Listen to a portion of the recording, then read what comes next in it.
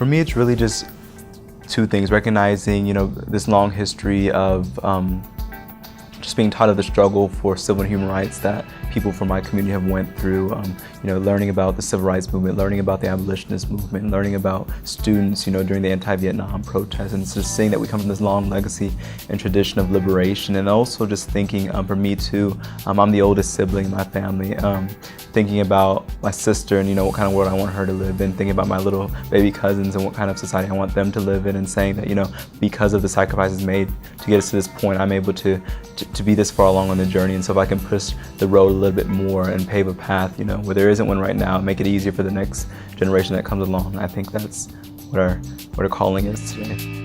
I'm not originally from Tennessee. I've been here for 4 years now, and I think one of the first questions I got is, why are you going to Tennessee? You're from California originally, and you're going to Tennessee, and I think Tennessee really is there's so much potential here for change, and seeing the movements that have come out here. Tennessee has changed the world. You had students from Nashville, Diane Nash, John Lewis, going to lead movements across this nation that had international implications. W.E.B. Du Bois said, if you go to the South, if you can change the South, you can change the nation. And so that's kind of, even the reason why I came here in the first place, as someone who was not originally from Tennessee, coming in as someone who saw that, if we want to change this country, we want to defend human rights, if we want to defend civil liberties and civil rights, we have to do it from a place where there isn't as much infrastructure right now, where there isn't as much, organizing going on relative to other places. And so I think Tennessee has a lot of potential.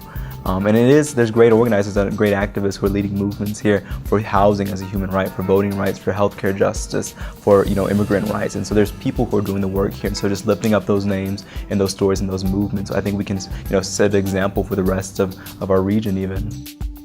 We need a multi-issue, interracial, interfaith, statewide movement for justice in the state. And it's going to take bringing these bridges together of the immigrant community, of the racial justice, criminal justice community, of student activists coming together and saying that, our opponents are united. Our opponents are united in their money, in their, sort of organized violence, in their rhetoric. And so we have to come together as a movement of people who are fighting for progress in the state.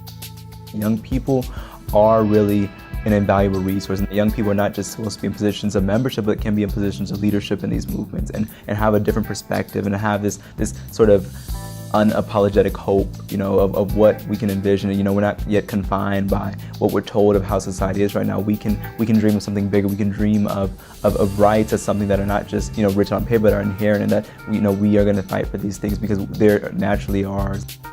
Somebody told me this when I was younger, and it's something that I still think about often. And somebody told me, be ashamed to die until you've won some victory for humanity.